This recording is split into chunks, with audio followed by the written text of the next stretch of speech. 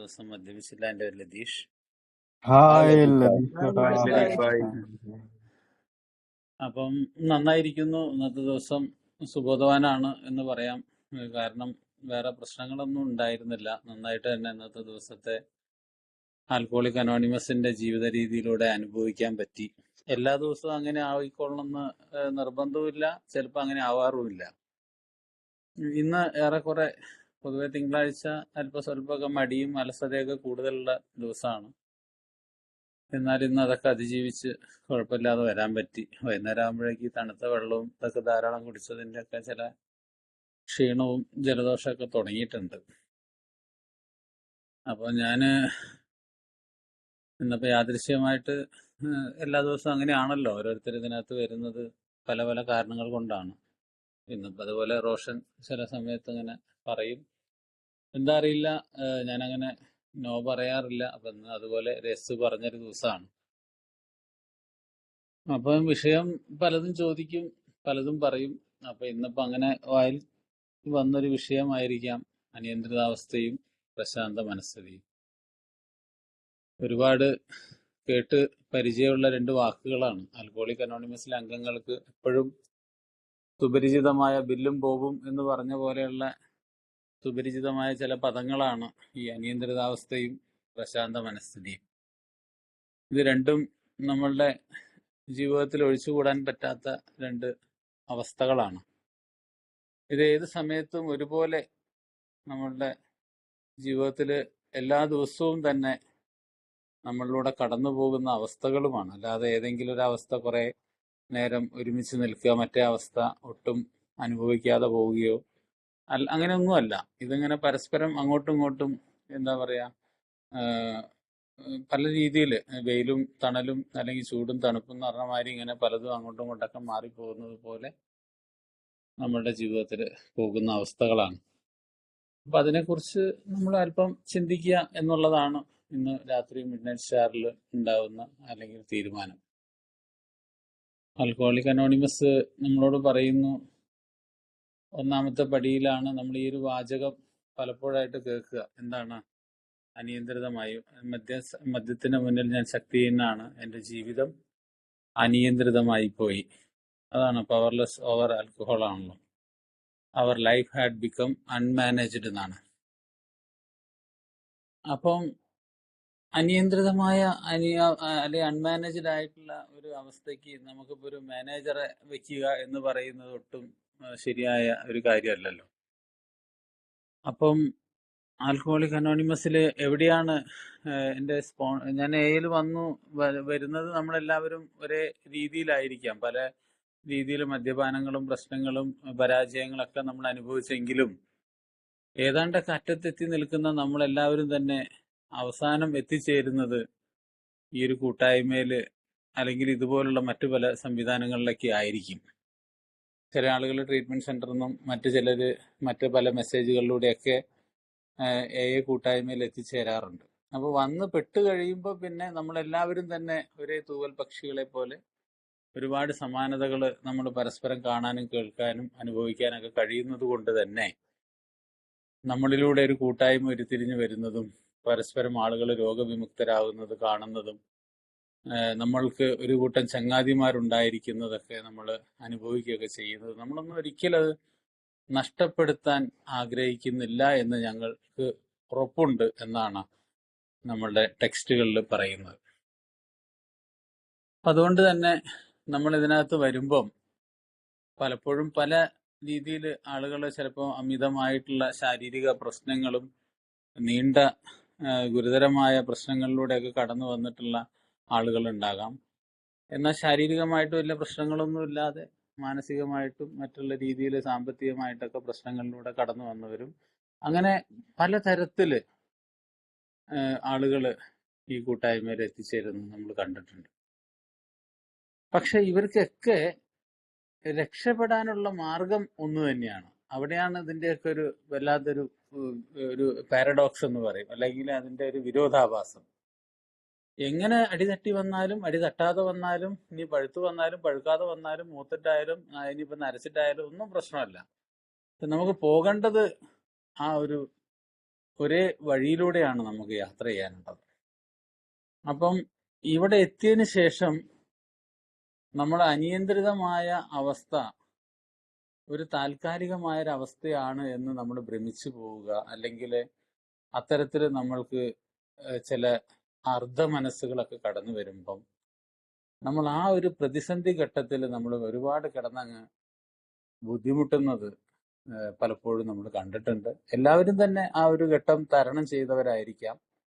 പക്ഷെ ചില ആളുകൾ വളരെ പെട്ടെന്ന് തന്നെ അത് മനസ്സിലാക്കി അതിവേഗം ബഹുദൂരം എന്ന് ഉമ്മൻചാണ്ടി പറഞ്ഞ മാതിരി മുന്നോട്ട് പോകുന്നതും നമ്മൾ കണ്ടിട്ടുണ്ടാകും. അപ്പൊ ഈ അനിയന്ത്രിതാവസ്ഥ എന്ന് പറയുമ്പം പെട്ടെന്ന് നമുക്ക് പറയുമ്പോൾ ഗോപാലൻ ഡോക്ടറൊക്കെ എപ്പോഴും പറയുന്ന മാതിരി ഇത് തലച്ചോറിനെ ബാധിക്കുന്ന ഒരു രോഗമായിട്ടാണ്, അല്ലെങ്കിൽ അവസ്ഥയായിട്ടാണ്. രോഗമാണോ അവസ്ഥയാണോ തർക്ക വിഷയങ്ങളാണ് പലതും.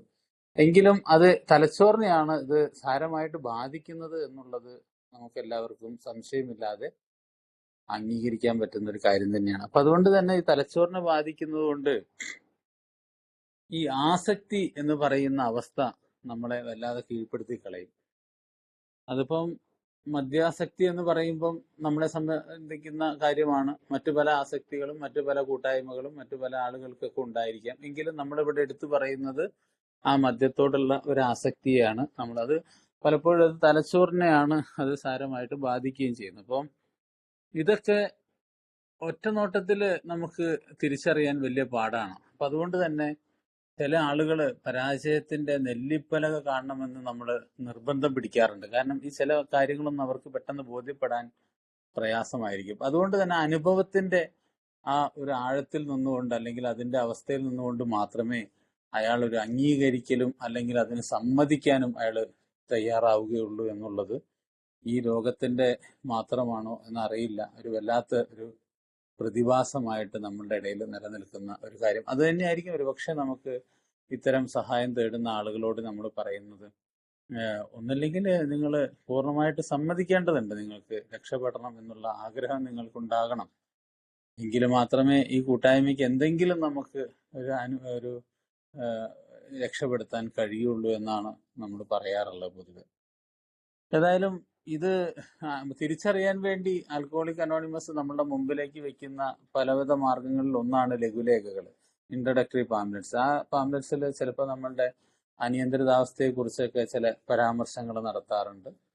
അതിൽ ഒരു 20 ചോദ്യങ്ങൾ അടങ്ങിയ ലഘുലേഖ നമ്മുടെ നവാഗതന്റെ ചോദ്യങ്ങൾ എന്ന് പറഞ്ഞിട്ട് നമ്മളോട് ഇത് കൊടുക്കാറുണ്ട്. ആ ജോൺ ഹാപ്കിൻസിന്റെ എന്തോ ഒരു ഹോസ്പിറ്റലുമായി ബന്ധപ്പെട്ടുള്ള ഒരു 20ഓളം ചോദ്യങ്ങളാണ്. മറ്റൊന്ന് AA ഫോർ മീ, എനിക്ക് വേണ്ടി എന്നൊരു ലഘുലേഖയുണ്ട്.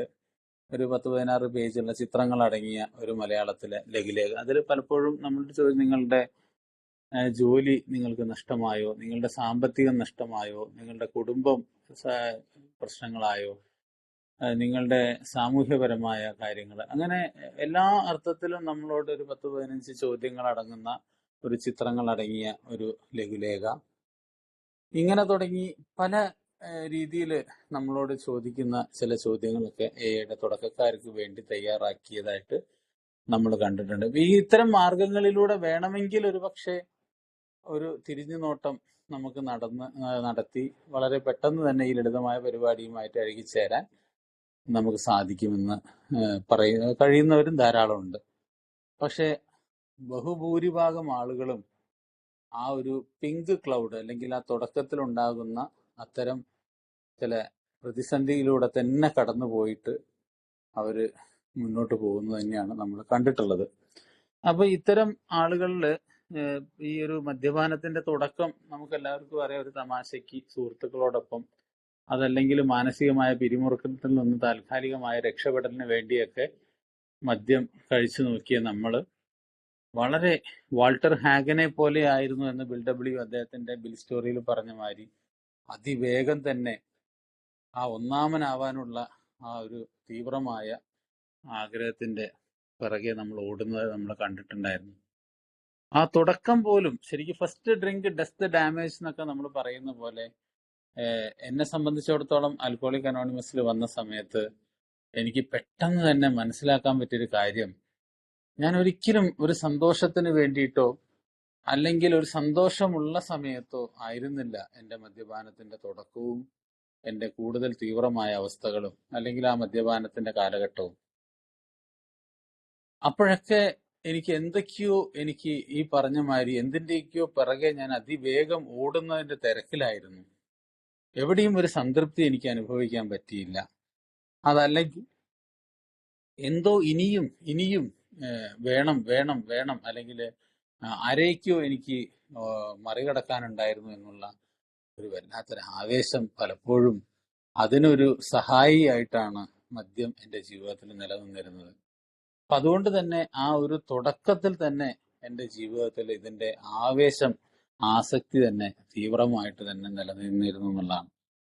പിന്നെ അത് പലപ്പോഴും ചില ചില അവസ്ഥകളിലൂടെ കടന്നുപോയി, അതിന്റെ നിയന്ത്രണമില്ലാത്ത അവസ്ഥയിലേക്ക് അത് കടന്നുപോയി. കാരണം ആദ്യമെല്ലാം നമുക്ക് ഈ ഒരു മസ്തിഷ്കം ഈ ആൽക്കഹോൾ ടോളറൻസ് എന്ന് പറയും, ആൽക്കഹോളിക്കിന്റെ ഒരു ടോളറൻസ് ലെവൽ എന്ന് പറയും.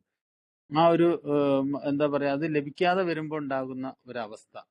ആദ്യമൊക്കെ നമുക്കിത് കഴിക്കുമ്പം നല്ല സുഖം, അല്ലെങ്കിൽ ഇത് നമ്മുടെ പ്രശ്നങ്ങൾക്കൊക്കെ ഒരു സമാധാനങ്ങളൊക്കെ തന്നിരുന്നെങ്കിൽ പോലും പിന്നീട് ആ ടോളറൻസ് ലെവല് അതിന്റെ അവസ്ഥയിൽ നിന്ന് മാറുന്നതായിട്ട് നമുക്ക് ഇപ്പൊ മനസ്സിലാവുന്നു, അന്നത് മനസ്സിലായിട്ടുമില്ല.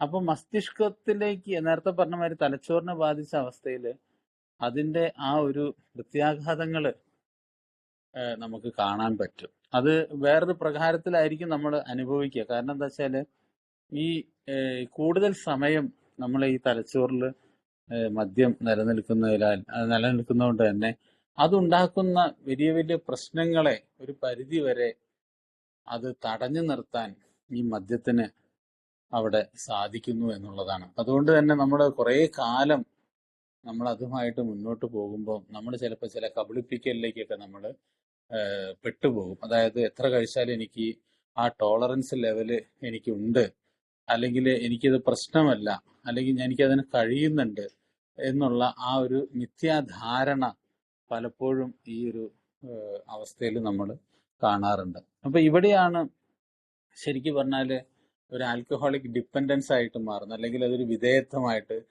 നമ്മൾ മാറുമ്പം യഥാർത്ഥത്തിൽ മദ്യം ലഭിക്കാതെ ഇതിന്റെയൊക്കെ ഒരു വല്ലാത്ത ഒരു ഒരു എന്താ പറയാ തീവ്രമായ അവസ്ഥയിലെത്തുമ്പം ശരീരം പലപ്പോഴും മറ്റു പല രീതിയിൽ പ്രതികരിക്കാൻ തുടങ്ങും. നമ്മൾ ബിൽഡബ്ല്യു അല്ലെങ്കിൽ നമ്മൾ ഡോക്ടർ സിൽക്വർത്ത് പറഞ്ഞ പോലെ ഒരു ശാരീരികമായ എലർജിയും ഒരു മാനസികമായ വിധേയത്വത്തിന്റെ മെന്റൽ ഒബ്സഷന്റെ ഭാഗത്തേക്കൊക്കെ അല്ലെങ്കിൽ രീതിയിലേക്കൊക്കെ അത് മാറുന്നു എന്നുള്ളതാണ്.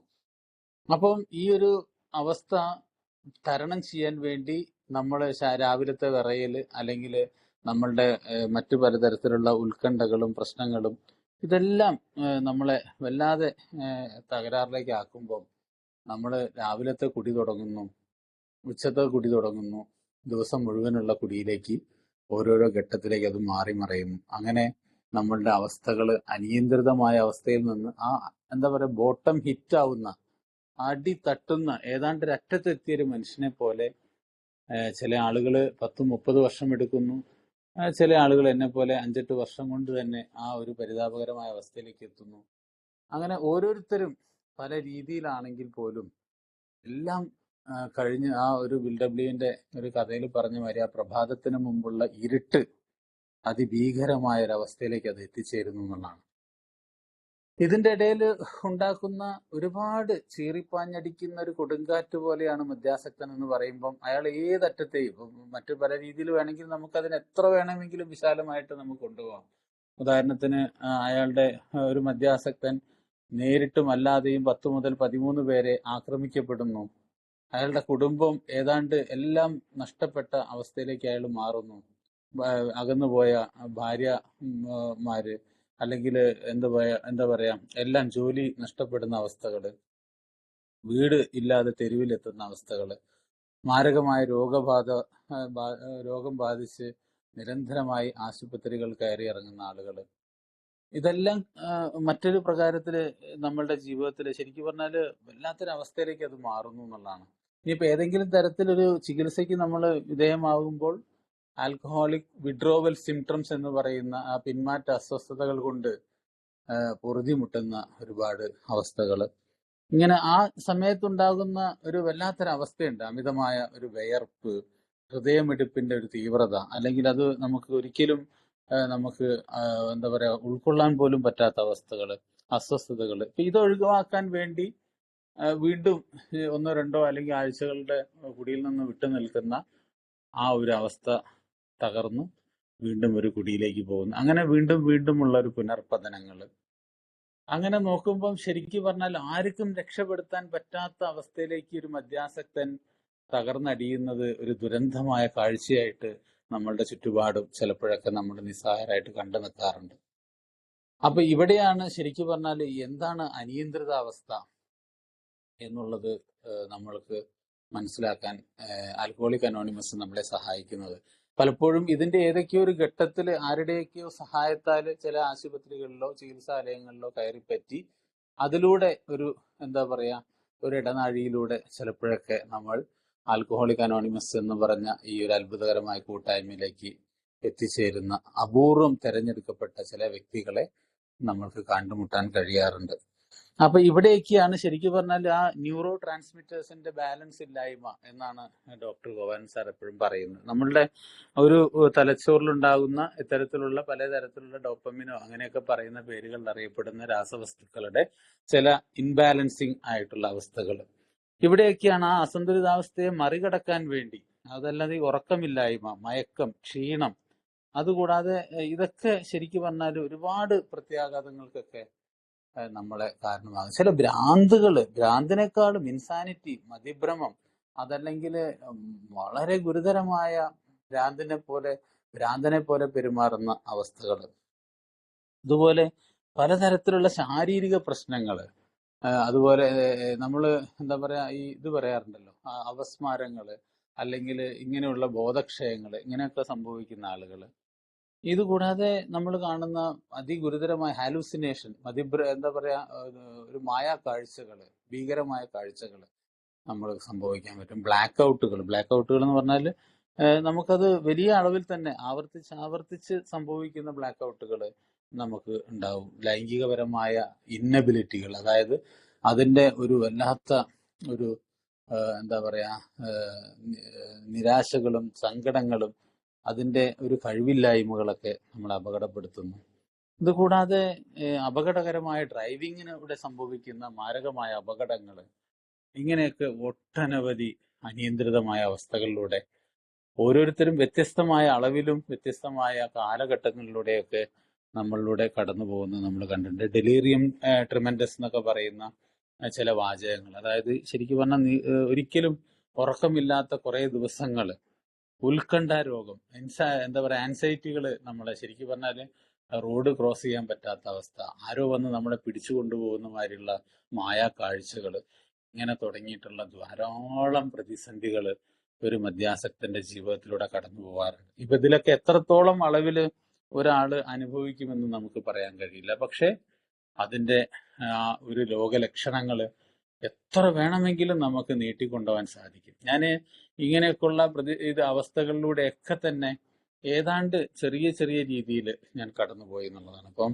ഒരു ഉദാഹരണത്തിന് പറയുകയാണെങ്കിൽ, പ്രത്യക്ഷത്തിൽ നോക്കുമ്പോൾ എനിക്ക് വീടുണ്ട്, നല്ല അമ്മയും ഞാനും അടങ്ങുന്ന ഒരു ചെറിയ കുടുംബമുണ്ട്, നല്ല ബിസിനസ് ഉണ്ട്, സാമ്പത്തികമായിട്ട് പ്രശ്നങ്ങൾ എനിക്കില്ല, സാമൂഹ്യപരമായിട്ട് ആരും എന്നെ കുറ്റപ്പെടുത്തുന്നില്ല, ഞാനൊരു ഹോസ്പിറ്റലിൽ പോയിട്ട് അഡ്മിറ്റ് ആയിട്ടില്ല, അല്ലെങ്കിൽ ചികിത്സകൾ എടുത്തിട്ടില്ല, ഇങ്ങനെയുള്ള ഒരു കാര്യങ്ങളും ഞാൻ ചെയ്തിട്ടില്ല, എൻ്റെ വീട്ടിലേക്ക് ആരും വന്ന് പോലീസുകാരും അന്വേഷിച്ച് വന്നിട്ടില്ല.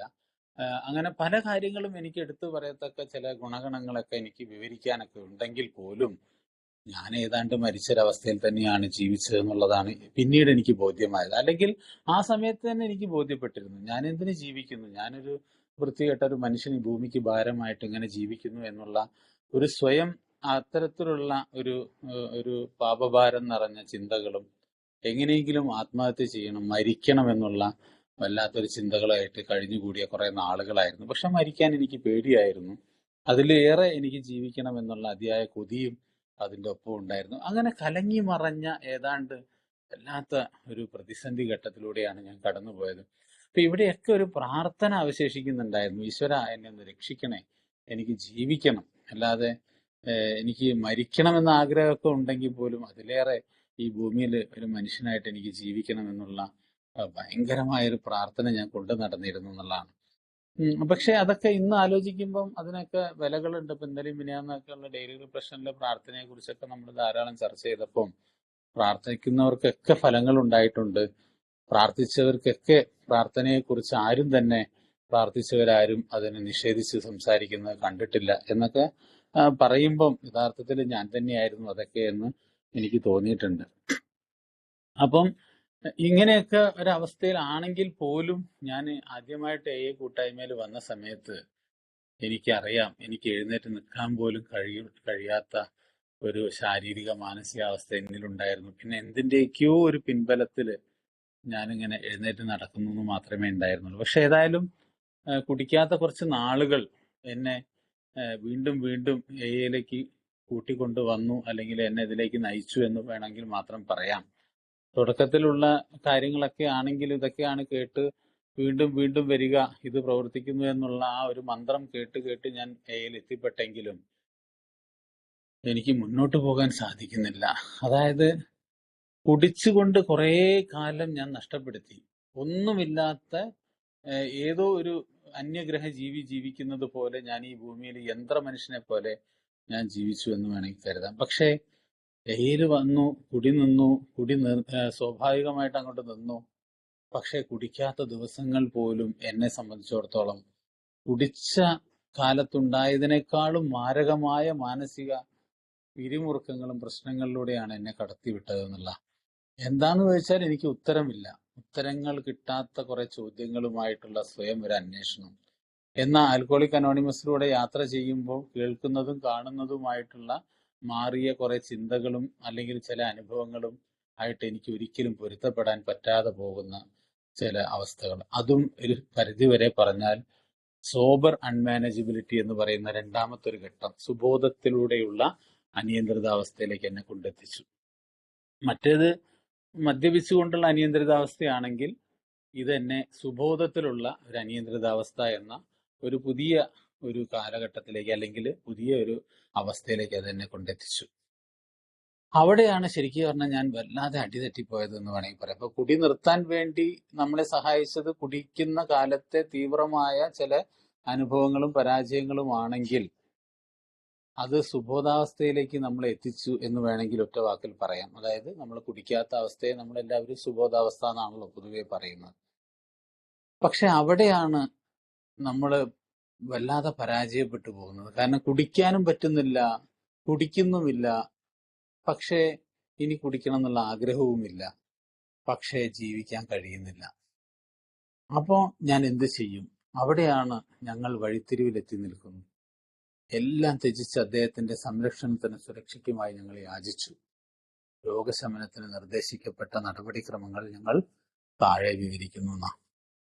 ഇതൊക്കെ വായിക്കുമ്പോൾ വളരെ അടുക്കും ചിട്ടയോട് കൂടിയിട്ടുള്ള ചില പദപ്രയോഗങ്ങൾ, മനോഹരമായ വരികൾ, അതൊക്കെ എത്ര മനോഹരമായിട്ടാണ് മനസ്സിലേക്ക് കടന്നു വരുന്നത്. പക്ഷേ എൻ്റെ ആ ഒരു മാനസികാവസ്ഥ അതിലുമായിട്ട് ലയിക്കാത്ത, വേറിട്ട് നിൽക്കുന്ന ഒരവസ്ഥ.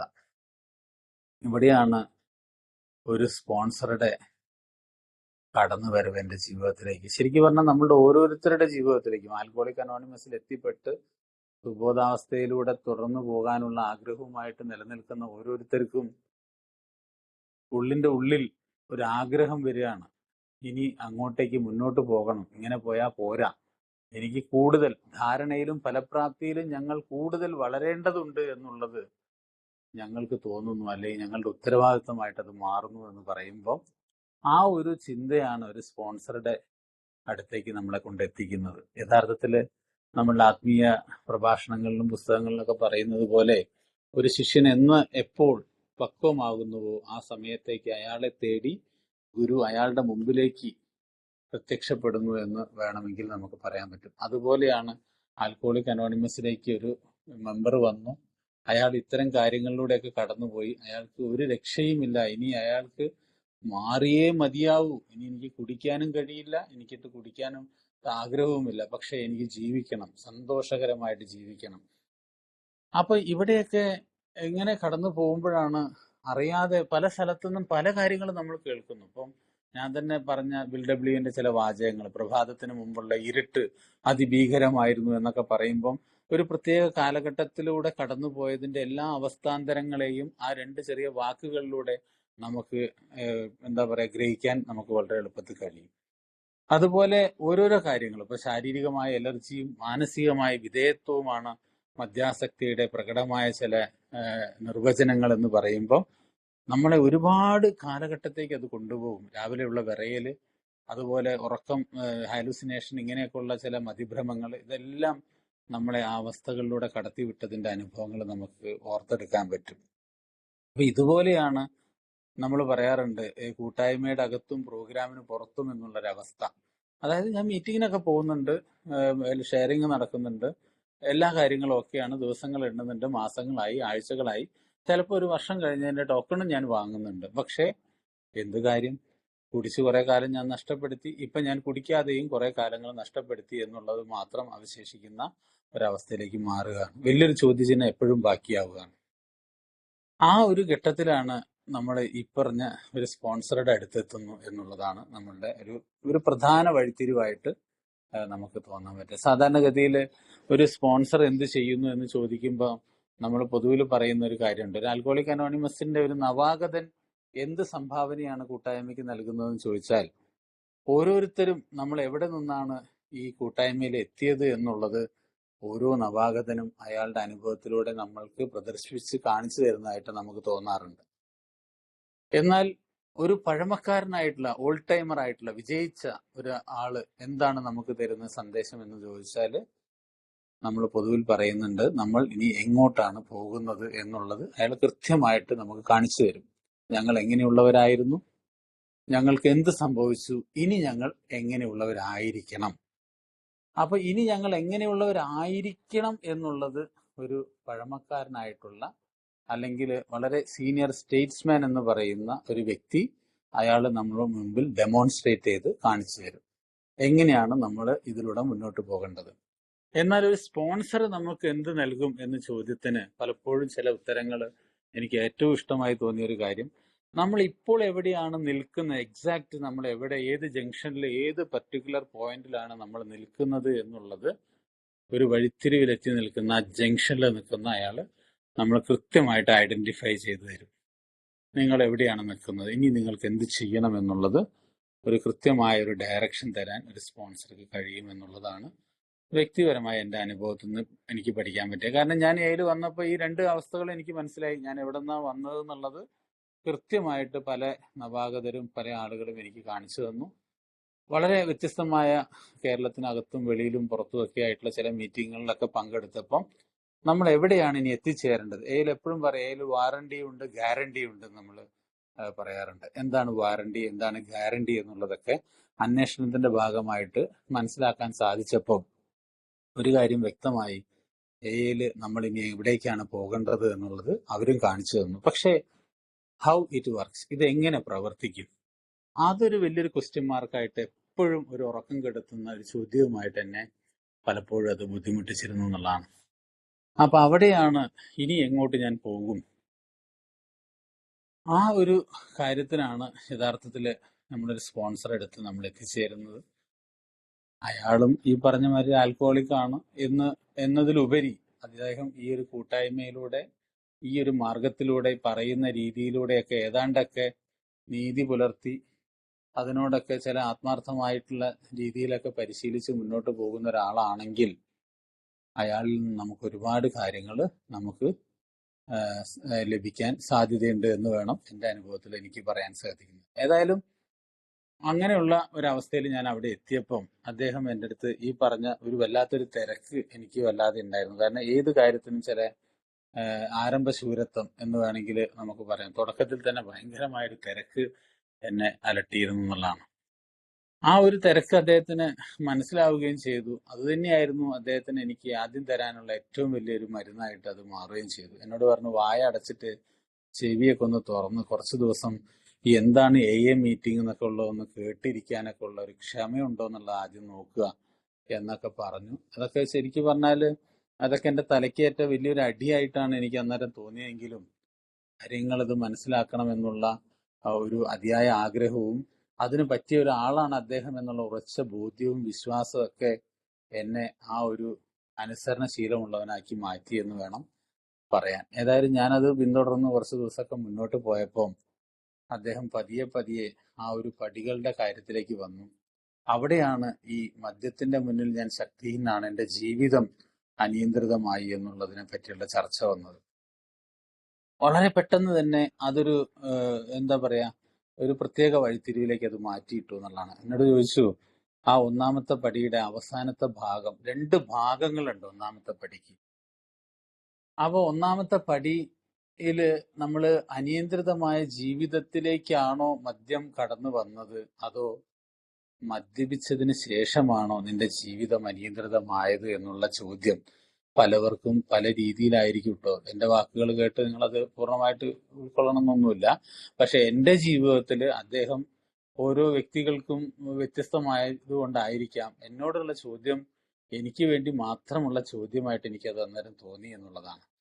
ഏതായാലും ഞാൻ എന്നോട് ചോദിച്ചപ്പോൾ എനിക്ക് വളരെ വേഗത്തില് കുറച്ച് ദിവസത്തെ സുബോധം കൊണ്ട് തന്നെ അതിന് കൃത്യമായൊരു മറുപടി പറയാൻ മാത്രം ഞാൻ പ്രാപ്തനായിരുന്നു എന്നുള്ളതാണ്. ഞാൻ ഉടനെ പറഞ്ഞു, സാറേ ഒരു സംശയവും വേണ്ട, മദ്യപിക്കുന്നതിനൊക്കെ മുന്നേ, എത്രയോ മുന്നേ ഞാൻ വളരെ മോശപ്പെട്ട ഒരാളായിരുന്നു. അല്ലെങ്കിൽ എനിക്ക് എൻ്റെ ചിന്തകളെ പോലും നിയന്ത്രിക്കാൻ പറ്റാത്ത തരത്തിൽ ഞാൻ അസ്വസ്ഥനായിരുന്നു എന്ന് ആ ഘട്ടത്തിൽ എനിക്ക് ഒറ്റ വാക്കിൽ ഒരു മറുപടി കൊടുക്കാൻ സാധിച്ചു എന്നുള്ളതാണ്. ഏതായാലും വൈദ്യൻ ഇച്ഛിച്ചതും ദൈവം കൽപ്പിച്ചതോ അതൊക്കെ ഒന്നാണെന്നൊക്കെ പറയുന്നത് പോലെ അദ്ദേഹം പറഞ്ഞു, ഇനി വളരെ വേഗത്തിൽ നമുക്ക് മുന്നോട്ട് പോകാൻ കഴിയും. കാരണം നമ്മൾ നല്ലൊരു തുടക്കം കുറിക്കാൻ നമുക്ക് സാധിച്ചു എന്നുള്ള ഈ ഒരു ചെറിയൊരു മൂലക്കല്ലിൽ നിന്ന് നിങ്ങൾക്ക് വിശാലമായൊരു ശക്തിയെ നിങ്ങൾക്ക് നിർമ്മിച്ചെടുക്കാൻ കഴിയുമെന്ന് പറയുന്നത് പോലെ ആ ഒരു ചോദ്യവും ഉത്തരവും തന്നെ എൻ്റെ എയുടെ മുന്നോട്ടുള്ള ജീവിതത്തിൽ വലിയൊരു നാഴികക്കല്ലായി മാറി എന്നുള്ളത് ഇന്നും എന്നും ഞാൻ ഓർക്കുന്ന ഒരു പ്രധാന കാര്യമായിട്ടാണ് എനിക്ക് തോന്നിയിട്ടുള്ളത്. ഏതായാലും ആ അനിയന്ത്രിത അവസ്ഥ മദ്യപിക്കുന്നതിന്റെ മുമ്പ് തന്നെ എൻ്റെ ജീവിതത്തിൽ പല രീതിയിലുണ്ടായിരുന്നു. അതായത് ഞാനൊരു നോർമൽ പേഴ്സൺ അല്ല. ഉദാഹരണത്തിന് അതിന് ഇപ്പൊ ബിൽഡബ്ല്യുവിന്റെ പാസിറ്റോൺ എന്ന് പറഞ്ഞ പുസ്തകം വായിച്ചാൽ പലപ്പോഴും അതാണ് നമ്മൾ ഈ ഒരു ആൽക്കഹോളിക് അനോണിമസ് പഠിപ്പിക്കാനില്ല എന്നൊക്കെ ചിലപ്പോഴൊക്കെ ചില ആളുകൾ ചില വാദഗതികൾക്ക് വേണ്ടിയിട്ടോ അല്ലെങ്കിൽ സ്വയം ഒരു കേമനാവാൻ ഭാവിച്ചിട്ടൊക്കെ ചില തട്ടിവിടുന്ന ചില വാചകങ്ങളായിട്ട് എനിക്ക് തോന്നിയിട്ടുണ്ട്. പക്ഷേ യഥാർത്ഥത്തിൽ ആൽക്കഹോളിക് അനോണിമസ് ഒരുപാട് പഠിക്കാനുണ്ട്. അത് ഓരോ വ്യക്തികളെയും ഡിപ്പെൻസ് ആണ്. അപ്പം എന്നെ സംബന്ധിച്ചിടത്തോളം ഇതൊരു പഠന വിഷയമാക്കി എൻ്റെ ജീവിതത്തിലേക്ക് മാറ്റിയപ്പോൾ എന്താണ് അനിയന്ത്രിതാവസ്ഥ എന്ന് മനസ്സിലാക്കാൻ ബിൽഡബ്ല്യു അദ്ദേഹത്തിന്റെ ജീവിത കഥ തന്നെ വളരെ മനോഹരമായിട്ടൊരു സിനിമ പോലെ തന്നെ അദ്ദേഹം ചിത്രീകരിച്ചിട്ടുണ്ടായിരുന്നു എന്നുള്ളതാണ്. വളരെ ചെറുപ്പത്തിൽ നല്ല പഠനത്തിൽ മികവുള്ള ആളായിരുന്നു. നല്ല എക്സ്ട്രാ കരിക്കുലർ ആക്ടിവിറ്റീസ് എന്ന് പറയുന്ന രീതിയിൽ പാട്ടും ഡാൻസും സ്പോർട്സൊക്കെ വളരെ മികവില് അല്ലെങ്കിൽ വളരെ കഴിവ് തെളിയിച്ച ആളായിരുന്നു. അതുകൂടാതെ അദ്ദേഹത്തിന്റെ സ്കൂളിംഗ് അല്ലെങ്കിൽ അക്കാഡമിക് ആയിട്ടുള്ള കാര്യങ്ങളുടെ കാലഘട്ടത്തിൽ അദ്ദേഹത്തിന് നല്ലൊരു പ്രണയമുണ്ടായിരുന്നു, പ്രണയ നൈരാശ്യമുണ്ടായിരുന്നു, പ്രണയിച്ച കുട്ടി മരിച്ചു പോയതിന്റെ വിരഹമുണ്ടായിരുന്നു, അച്ഛനമ്മമാരുടെ ഡൈവോഴ്സും സെപ്പറേഷനും അല്ലെങ്കിൽ അത്തരത്തിലുള്ള അനിയന്ത്രിതമായി വികലമാക്കപ്പെട്ട ഒരു ബാല്യകാലം ഉണ്ടായിരുന്നു. ഇവിടെയൊക്കെ അദ്ദേഹത്തിന്റെ ആഴത്തിലും മനസ്സിലും അയാളുടെ എന്താ പറയാ മറ്റുള്ള രീതിയിലൊക്കെ അയാൾക്ക് ഒരുപാട് മുറിവേറ്റ അല്ലെങ്കിൽ വികലമാക്കപ്പെട്ട ചില ബാല്യകാലങ്ങൾ അയാളെ വല്ലാതെ ഉപദ്രവിച്ചിരുന്നു എന്ന് അയാള് അദ്ദേഹത്തിന്റെ കഥയിൽ വളരെ വിശദമായിട്ട് തന്നെ എഴുതിയിട്ടുണ്ടായിരുന്നു. ഈ സമയത്തൊക്കെ അദ്ദേഹം മദ്യപിച്ചിട്ടില്ല.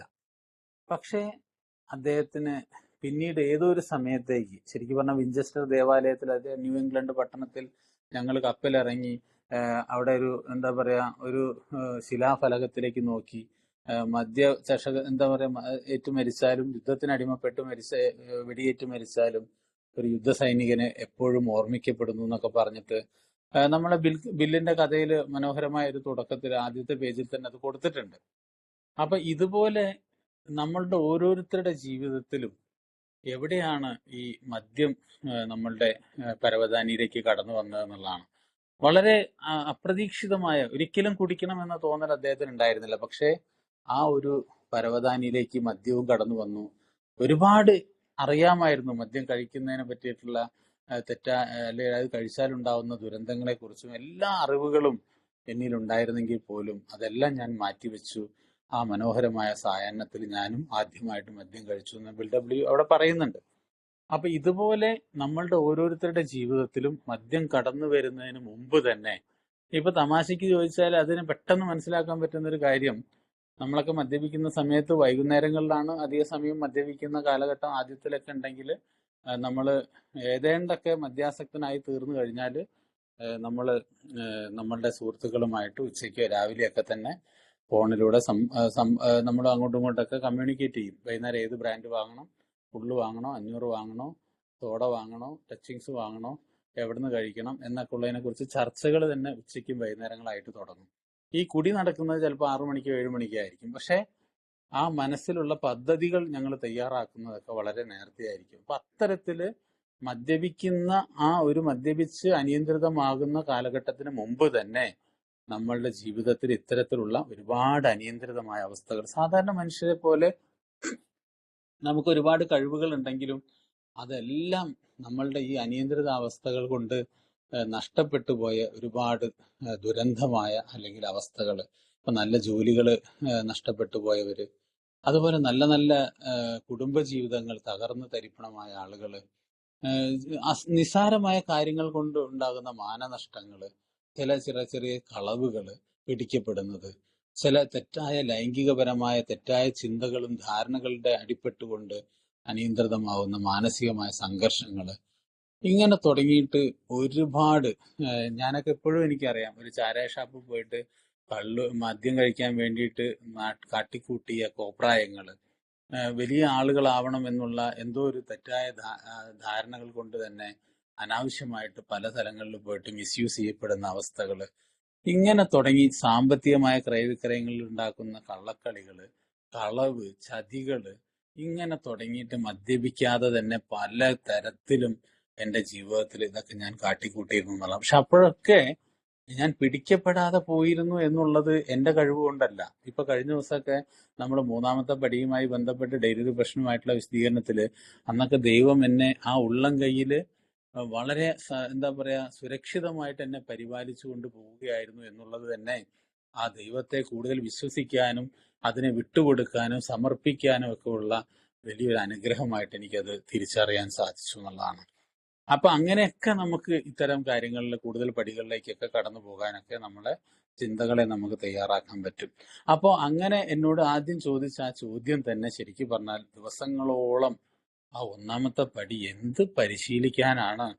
ചിലപ്പോഴൊക്കെ നമ്മളുടെ ആളുകൾ പറയും 1ഉം 2ഉം 3ഉം പടികള് നമ്മള് വളരെ വേഗത്തിൽ തന്നെ, ഒരു നവാഗതൻ കൂട്ടായ്മയിൽ വരുന്നു, അയാൾക്ക് കുടി നിർത്തണം എന്നുള്ള ആഗ്രഹം ഉണ്ടാവുന്നു, അയാൾ തുടർച്ചയായിട്ട് മീറ്റിങ്ങിൽ വരുന്നു, അയാൾ സുബോധാവസ്ഥകൾ നിലനിർത്തി പോകുമ്പോൾ നമ്മൾക്ക് പറയാൻ പറ്റും അയാൾ അറിഞ്ഞോ അറിയാതെയോ അയാൾ 1ഉം 2ഉം 3ഉം പടികൾ പരിശീലിച്ചു കഴിഞ്ഞു. ഇനി നിങ്ങൾ പുസ്തകം എടുത്തോളൂ, നിങ്ങൾ ധാർമ്മിക നിലവാരത്തെ വിലയിരുത്തൽ നിങ്ങൾ എഴുതി തയ്യാറാക്കിക്കോളൂ എന്നൊരു സ്പോൺസർ പറയുന്നു എന്നൊക്കെ ഞാൻ പലപ്പോഴും കേട്ടിട്ടുണ്ട്. ശരിയുമായിരിക്കാം. പക്ഷെ എൻ്റെ വ്യക്തിപരമായ കാര്യത്തിൽ അതൊട്ടും എനിക്ക് പര്യാപ്തമായിരുന്നില്ല. കാരണം എനിക്ക് 1ാമത്തെ പടി തന്നെ എൻ്റെ ജീവിതത്തിൽ ഒരുപാട് നേരം എന്നെ ചിന്തിപ്പിക്കാനും പ്രവർത്തിപ്പിക്കാനും ഉള്ളൊരു ഉപാധിയായിട്ട് അത് മാറി എന്നുള്ളതാണ്. അപ്പൊ ശരിക്കും പറഞ്ഞാൽ ആ അനിയന്ത്രിതമായ അവസ്ഥയിലേക്ക് മദ്യം കടന്നു വന്നു എന്ന് പറഞ്ഞപ്പോൾ കുടിക്കാത്ത കാലഘട്ടത്തിലെ അനിയന്ത്രിതാവസ്ഥയെക്കുറിച്ച് എനിക്ക് വിശദമായ ഒരു പഠനം എൻ്റെ ജീവിതത്തിൽ നടത്താൻ എനിക്ക് സാധിച്ചു.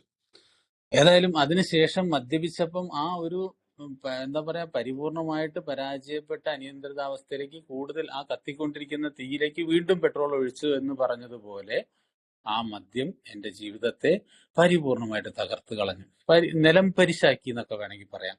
എല്ലാ പ്രവൃത്തികളുടെയും എല്ലാ സീമകളും ലംഘിച്ച് അത് പരിപൂർണമായിട്ട് അങ്ങോട്ട് അതിന്റെ അവസ്ഥാന്തരങ്ങളിലേക്ക് അത് എത്തിപ്പെട്ടു.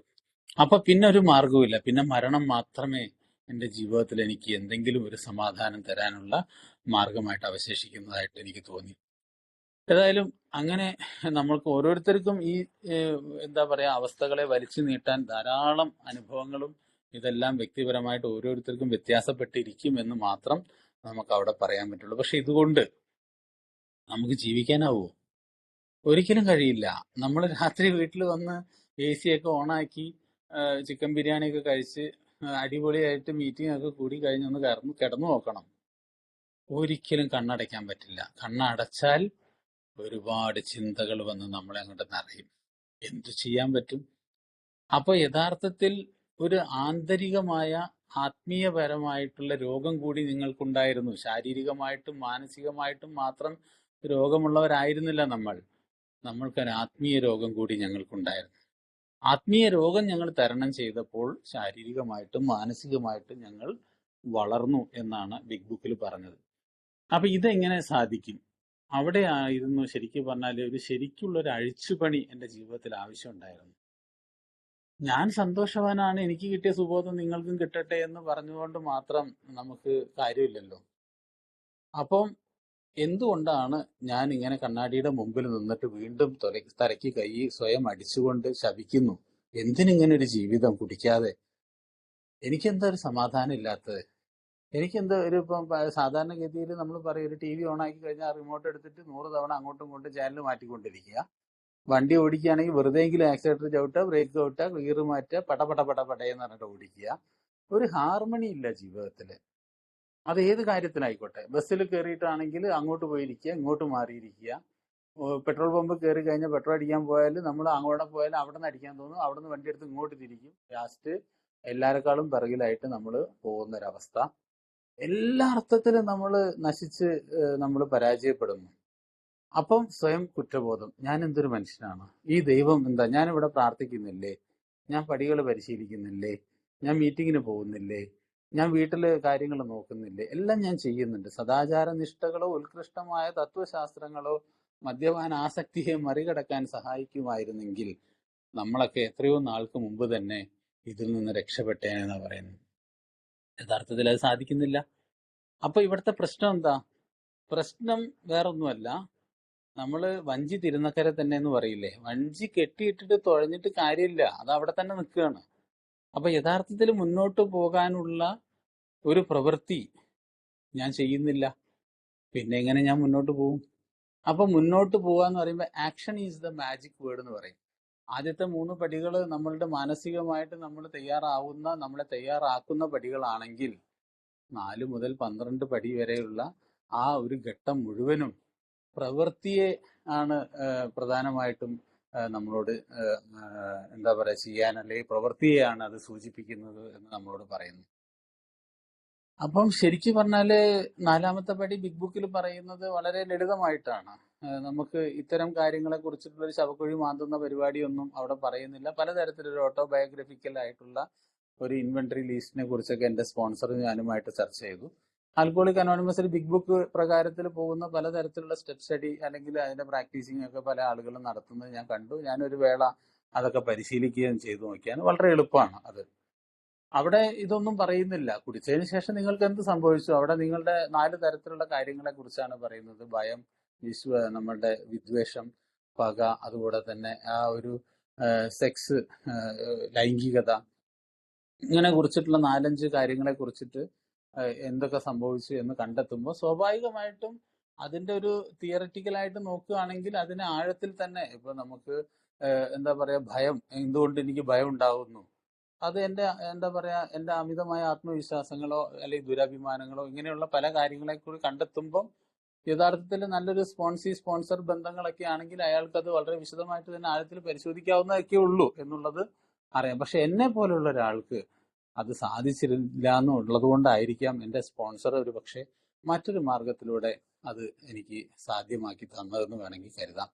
വളരെ വിശദമായിട്ട് ഒരു 27 വയസ്സിൽ കൂട്ടായ്മയിൽ വന്നു, കല്യാണം കഴിക്കാതെ വന്നു, ഒരുപാട് ഞാൻ നേരത്തെ പറഞ്ഞ മാതിരി എന്താ പറയുക, റോട്ടിൽ കിടക്കുകയോ പോലീസ് സ്റ്റേഷനിൽ കിടക്കുകയോ ലോക്കപ്പിൽ കിടക്കുകയോ ആശുപത്രിയിൽ കിടക്കുകയോ ഒന്നും ചെയ്യാത്ത ഈ കൂട്ടായ്മയിൽ വന്ന ഒരാളെന്ന നിലയ്ക്ക് ഒരു 200 പേജ് വരെയുള്ള പുസ്തകം വാങ്ങിയിട്ട് എഴുതി തീർന്നപ്പം യഥാർത്ഥത്തിൽ പിന്നെയും അവശേഷിക്കുന്ന ധാരാളം കാര്യങ്ങൾ ബാക്കിയായിരുന്നു എന്നുള്ളതാണ്.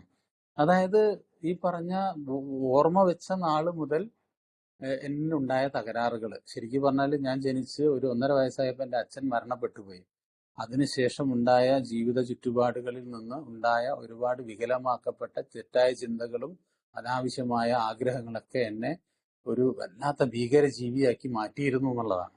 അപ്പൊ അതൊക്കെ ഇങ്ങനെ ശരിക്കും പറഞ്ഞാൽ പുസ്തകത്തിൽ വളരെ അച്ചിട്ട് എഴുതിയ മാതിരി ഇങ്ങനെ എഴുതി വന്നപ്പോൾ ഞാൻ തന്നെ ആലോചിച്ചു പോയി, ഈശ്വര, ഇത്രയ്ക്ക് വൃത്തികെട്ടൊരു മനുഷ്യൻ ഈ ഭൂമിയിൽ ജീവനോടുകൂടി ഇരിക്കുന്നത് പോലും ഈ ഭൂമിക്ക് ഒരു അപമാനമാണ് എന്നുള്ള രീതിയിലേക്ക് അത് എന്നെ കൊണ്ടെത്തിച്ചു എന്നുള്ളതാണ്.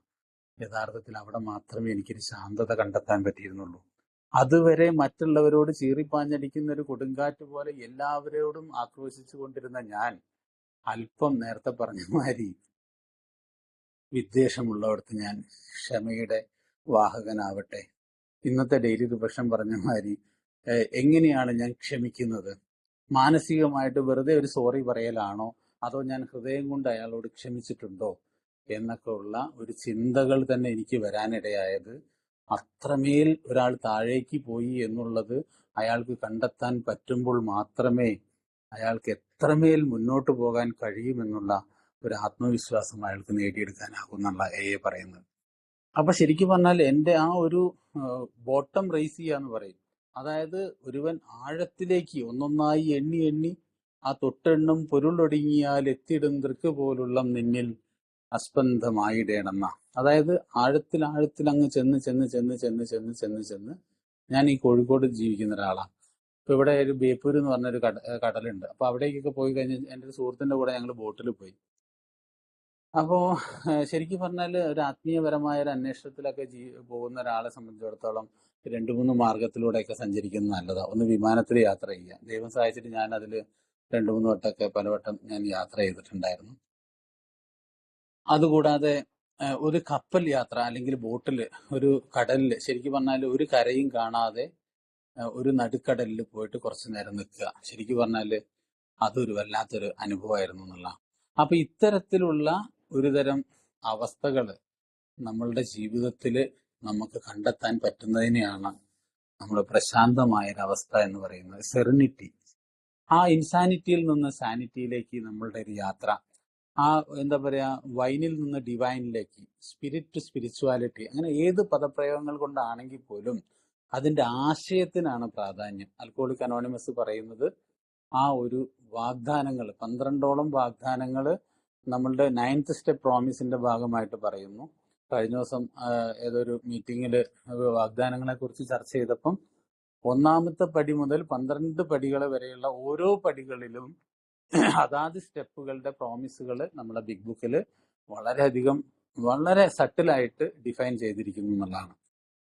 അപ്പം നമ്മൾ സാധാരണഗതിയിൽ 12 പ്രോമിസുകളെ പറ്റി പറയുന്നത് 9th സ്റ്റെപ്പ് 9ാമത്തെ പടി കഴിഞ്ഞ് വരുന്ന 82ാമത്തെ പേജിൽ നമ്മൾ പറയുന്ന ഒരു വലിയൊരു പാരഗ്രാഫാണ് നമ്മൾ 12 വാഗ്ദാനങ്ങളായിട്ട് പറഞ്ഞത്. ആ 12 വാഗ്ദാനങ്ങൾ തന്നെ 9ാമത്തെ പടിക്ക് ശേഷം നമ്മളുടെ ജീവിതത്തിൽ അത് അനുഭവിക്കുക എന്ന് പറയുന്നത് ഏറെക്കുറെ നമ്മൾ പറഞ്ഞ അനിയന്ത്രിതാവസ്ഥയിൽ നിന്ന് ഒരു പ്രശാന്തമായ അവസ്ഥയിലേക്ക് നമ്മൾ എത്തിച്ചേരുന്നതിന്റെ ഏറ്റവും പ്രകടമായ ഒരു ഉദാഹരണമായിട്ടാണ് നമ്മളുടെ കാണുന്നത്. അപ്പൊ എങ്ങനെയാണത് എന്നുള്ളത് നമ്മളെല്ലാവരും തന്നെ ആൽക്കഹോളിക് അനോണിമസിൽ എത്തിച്ചേർന്ന, അതിലൂടെ ആത്മാർത്ഥമായിട്ട് യാത്ര ചെയ്യുന്ന, അതിലൂടെ പുരോഗതിയിലേക്ക് പോകണമെന്ന് ആഗ്രഹിക്കുന്ന, ധാരണയിലും ഫലപ്രാപ്തിയിലും വളരണമെന്ന് ആഗ്രഹിക്കുന്ന ഏതൊരാളും അല്പസ്വല്പമൊക്കെ ഇത്തരത്തിലുള്ള പ്രശാന്ത മനസ്ഥിതി അവിടെയും ഇവിടെയുമായിട്ട് അനുഭവിക്കാത്ത ഒരാളും തന്നെ നമ്മളുടെ കൂട്ടായ്മയിൽ ഉണ്ടാവില്ല.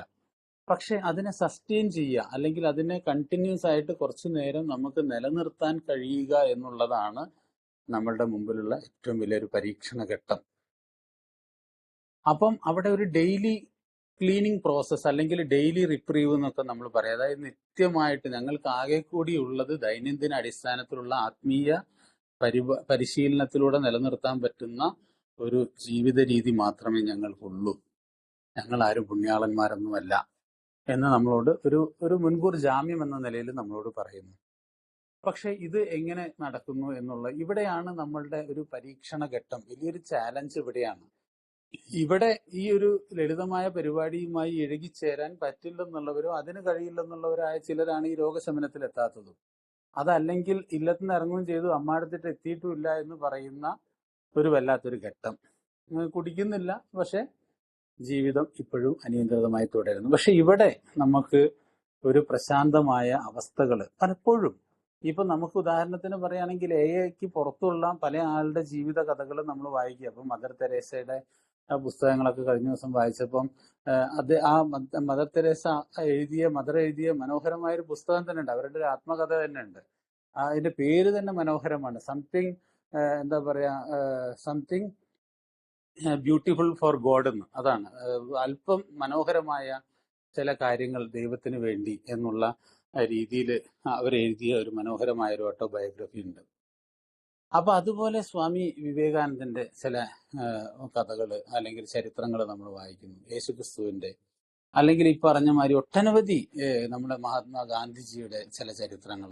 അപ്പൊ ഇങ്ങനെ ജീവിതത്തിൽ ഭൂമിയിൽ ജീവിച്ചു എന്ന് നമ്മൾക്ക് 100% ബോധ്യപ്പെടുന്ന ചില ആളുകളുടെ ജീവിത ചരിത്രങ്ങൾ തന്നെ ഇത്തരത്തിൽ തുടർച്ചയായിട്ടുള്ള പ്രശാന്തമായ അവസ്ഥയിലൂടെ കടന്നുപോയ ആളുകളെ, ഇപ്പം സ്വാമി വിവേകാനന്ദന്റെ പ്രശാന്തതയൊക്കെ ചിക്കാഗോയിൽ പരീക്ഷിച്ച ചില സായിപ്പന്മാരുടെ കഥകളൊക്കെ ഉണ്ട്. അദ്ദേഹം തെരുവുകളിൽ നിന്ന് വലിയ നീണ്ട പ്രഭാഷണങ്ങളും പ്രസംഗങ്ങളൊക്കെ നടത്തുമ്പം അദ്ദേഹം ഈ പ്രശാന്തതയെക്കുറിച്ചും ആത്മീയതയെക്കുറിച്ചൊക്കെ വല്ലാതെ ആഴത്തിൽ സംസാരിച്ചുകൊണ്ടിരുന്നപ്പം ഇതൊക്കെ പരീക്ഷിക്കാൻ വേണ്ടി ആ കാലഘട്ടത്തിൽ തന്നെ പാശ്ചാത്യർ ചെയ്ത പരീക്ഷണങ്ങളായിരുന്നു. അയാൾ നിൽക്കുന്ന വേദിയുടെ തൊട്ടടുത്ത് വലിയ തോക്കുമായിട്ട് വെടിവെച്ചെന്നുള്ളതാണ്. ആ വെടിയൊച്ച കേട്ടിട്ട് പോലും ആ സംസാരിക്കുന്ന സ്വാമി വിവേകാനന്ദന് ഒരു ചെറിയൊരു ലാഞ്ചന പോലും ഇല്ലാതെ അദ്ദേഹത്തിന്റെ ആ സംസാരം ഭാഗവതം തുറന്നുകൊണ്ടിരുന്നപ്പം വെടിവെച്ചവർ പോലും അമ്പരന്ന് പോയി എന്നുള്ളതാണ് യഥാർത്ഥത്തിലുണ്ടായ അനുഭവം എന്നൊക്കെ ചരിത്രത്തിൽ പറയുന്നു. അപ്പൊ ഇങ്ങനെയുള്ള ആളുകൾ ഭൂമിയിൽ ജീവിച്ചിരുന്നു എന്നുള്ളതാണ്. അപ്പൊ നമ്മൾക്ക് അത്തരം അവസ്ഥകളൊന്നും ഇല്ലെങ്കിൽ പോലും മനസമാധാനമായിട്ടൊന്ന് കുറച്ചു നേരം കിടന്ന് ഉറങ്ങാനെങ്കിലും നമുക്ക് മിനിമം കഴിയണ്ടേ. അപ്പം അതിനു വേണ്ടി നമുക്ക് ആകെ കൂടി ചെയ്യാൻ പറ്റുന്ന ഒരു കാര്യം നമ്മളുടെ ഉള്ളിൽ നമ്മൾ ക്ലീൻ ആക്കുക എന്നുള്ളത്. എങ്ങനെയാണ് ഈ ലോകത്ത് പല കാരണങ്ങൾ കൊണ്ട് തന്നെ സംഘർഷങ്ങളുണ്ട്. മനുഷ്യർക്ക് എങ്ങനെയാണ് ഈ പ്രശാന്തത കൈവരിക്കാൻ പറ്റുക എന്ന് വെച്ചാല്, ലോകത്ത് തന്നെ നമ്മൾ പത്രം എടുത്ത് വായിച്ചാൽ തന്നെ കൊറോണ ഒരു ഭാഗത്ത്, അതല്ലെങ്കിൽ ഉക്രൈനിലും റഷ്യയും തമ്മിലുള്ള യുദ്ധങ്ങൾ വേറൊരു ഭാഗത്ത്, നാട്ടിലാണെങ്കിൽ രാഷ്ട്രീയപരമായിട്ട് എല്ലാ മേഖലകളിലും സംഘർഷങ്ങളാണ്. അപ്പൊ ഇതിന്റെ ഇടയിലാണ് നമ്മൾ ഈ പ്രശാന്തതയെ തേടി നടക്കുന്നത്. അപ്പൊ യഥാർത്ഥത്തിൽ നമ്മളുടെ എല്ലാവരും തന്നെ ചുറ്റുപാടുകളുള്ളവരൊക്കെ തന്നെ പ്രശാന്തര അവസ്ഥയിൽ ഇല്ലാതെ ഇത്തരം സംഘർഷ അവസ്ഥയിൽ സഞ്ചരിക്കുമ്പോൾ നമ്മുടെ ഉത്തരവാദിത്വം എന്താ? ഒരു ആത്മീയ പ്രക്രിയ ഉണ്ടെങ്കിൽ മാത്രമേ നമുക്കത് ഉത്തരവാദിത്തോടു കൂടി ചെയ്യാൻ കഴിയുള്ളൂ. അപ്പം തീർച്ചയായിട്ടും മറ്റുള്ളവർക്ക് അവിടെയാണ് ഇതൊരു സെൽഫിഷ് പ്രോഗ്രാം ആയിട്ട് മാറുന്നത്. നാട്ടിലുള്ള ലോകത്തുള്ള മൊത്തം പരവതാനി വിരിക്കാനൊന്നും നമുക്ക് കഴിയില്ല. നമുക്ക് 2 നല്ല ചെരുപ്പ് വാങ്ങിയിട്ട് കഴിഞ്ഞാൽ ഈ കല്ലും മുള്ളൊക്കെ ഉണ്ടെങ്കിലും സുരക്ഷിതമായിട്ട് നമുക്ക് കേടുപറ്റാതെ നടന്നു പോകാൻ കഴിയും എന്ന് പറയുന്നത് പോലെ നമ്മൾക്ക് ഈ ലോകം മുഴുവൻ നന്നാക്കാനൊന്നും നമുക്ക് കഴിയില്ല. പക്ഷെ നമുക്ക് ആത്മാർത്ഥമായിട്ട് ഒരു ആത്മീയ പ്രക്രിയയിലൂടെ ഉത്തരവാദിത്വ ബോധത്തോടു കൂടി നമുക്ക് ജീവിക്കാൻ സാധിച്ചു കഴിഞ്ഞാൽ ഈ ഒരു പ്രശാന്തമായ അവസ്ഥ നമുക്ക് കൈവരിക്കാൻ കഴിയും. അതിൽ യാതൊരു സംശയമൊന്നുമില്ല. അപ്പൊ അതിന് ആകെ വേണ്ടത് എന്താന്ന് വെച്ചാല്,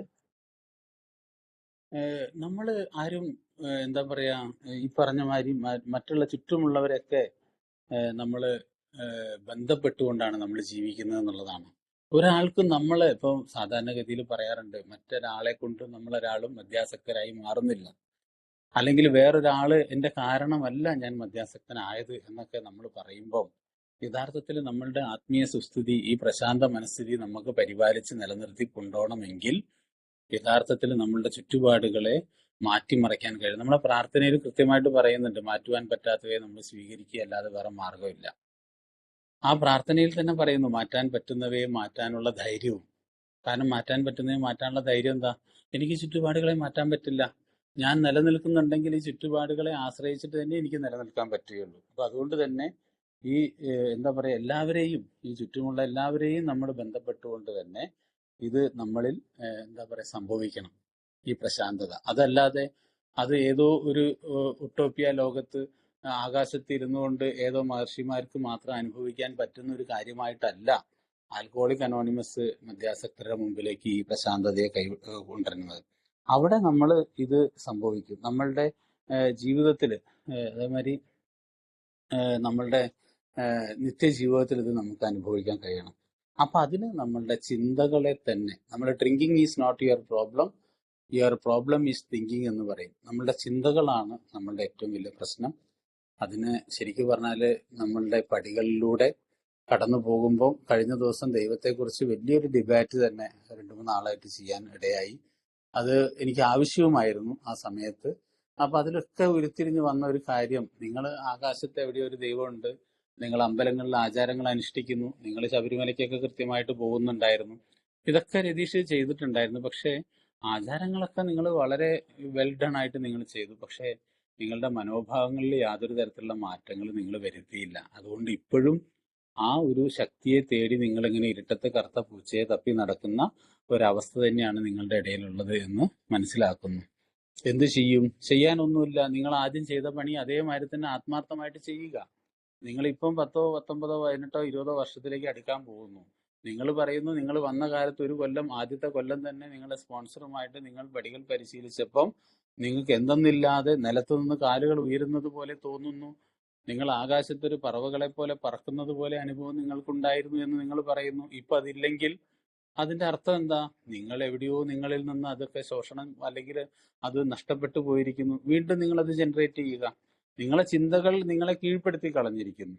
അപ്പൊ അതുകൊണ്ട് തന്നെ ആ ചിന്തകളെ ഇല്ലാതിരിക്കാനുള്ള ഒരു അവസ്ഥയിലേക്ക് നേരത്തെ പറഞ്ഞ മാതിരി ഉത്തരവാദിത്വ ബോധത്തോടു കൂടി ഒരു ആത്മീയ പ്രക്രിയ നിലനിർത്താൻ വേണ്ട ആ ഒരു പ്രവൃത്തിയിലേക്ക് നിങ്ങൾ ഇഴകിച്ചേരുക എന്നുള്ളത് മാത്രമേ അതിനൊരു പോംവഴിയായിട്ടുള്ളൂ. അല്ലാതെ ഷോർട്ട് കട്ടുകളൊന്നുമില്ല, എളുപ്പ വഴികളൊന്നുമില്ല. അപ്പൊ എന്ത് വേണം? വീണ്ടും നിങ്ങൾ പരിഹാര പ്രക്രിയകൾ, മറ്റൊരു വ്യക്തിയോട് നിങ്ങളുടെ മനസ്സ് ശുദ്ധീകരിക്കുന്ന, ആത്മാർത്ഥമായിട്ട് നിങ്ങൾക്ക് തുറന്നു പറയാൻ പറ്റുന്ന മനോഹരമായൊരു പ്രക്രിയയാണ് 5ാമത്തെ പടി. ഞാൻ പടികളെ കുറിച്ച് വിശദീകരിക്കുകയല്ല. 6ഉം 7ഉം ഞങ്ങൾ പൂർണ്ണമായിട്ട് തയ്യാറാവുക. പ്രാർത്ഥന വീണ്ടും കടന്നു വരുന്നു. പോരാ, 8ഉം 9ഉം നിങ്ങൾ തെറ്റ് ചെയ്ത ആളുകളുടെയൊക്കെ മുമ്പിൽ പോയിട്ട് വിനീതമായി വിനയത്തോടു കൂടി നിങ്ങൾ ചെയ്ത തെറ്റുകളെ ക്ഷമിക്കുകയാണ്. ഇന്നത്തെ ഡെയിലി പ്രശ്നം പറഞ്ഞ മാതിരി ഹൃദയം കൊണ്ട് നിങ്ങൾ അവരോട് ക്ഷമിച്ചിരിക്കുന്നു. അപ്പൊ നിങ്ങൾ അവരും നിങ്ങളോട് ക്ഷമിക്കപ്പെട്ടിരിക്കുന്നു. ഈ ഒരു പ്രക്രിയ നമ്മൾ അനുഭവിക്കുമ്പം ചിന്തകളില്ലാതാവും.